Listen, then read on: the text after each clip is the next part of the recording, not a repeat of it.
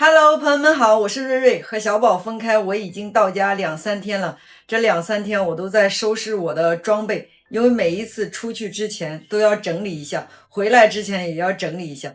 然后我几乎整理的差不多了。然后今天我准备回村儿，回我的老家待几天，因为5一了，去哪里都是人多啊，车也多，我不想凑这个热闹，想着回村里面也好好让自己安静一下。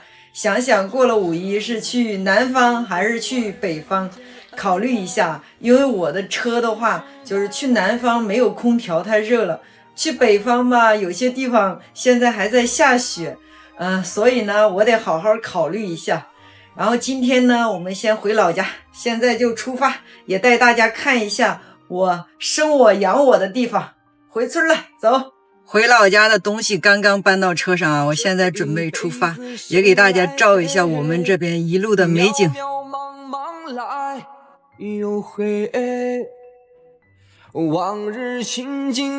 到家了，但是我们这儿起大风了，好像要下大雨。但是我是第一个先到家的，我妈他们还没有到，你看家里门还锁着呢。我先欣赏一下我们这个小菜园啊，这个菜园都是我妈种的菜，也给大家看一下啊。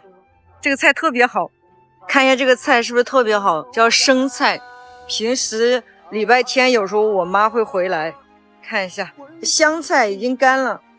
你看，哇，你看这个大风起的，是不是特别大？这个风要下大雨了，哎呦，刮飞了。我先回家了，推开门。哎呦，瞅这院里，哎呦，好响啊！这个院里面的风也挺大的。看一下，这就是我家，农村小院儿。农村小院儿，我就住这个房。带大家看一下，我还是过年那会儿走了，然后中间都没有回来啊。看一下，哎呦，床上还是棉被子。这就是我住的房间。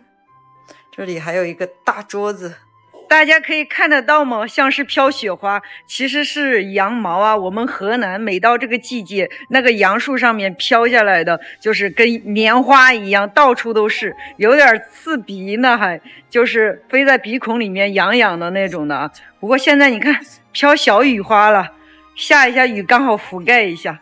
我先收拾一下东西，等一下我家人就回来了。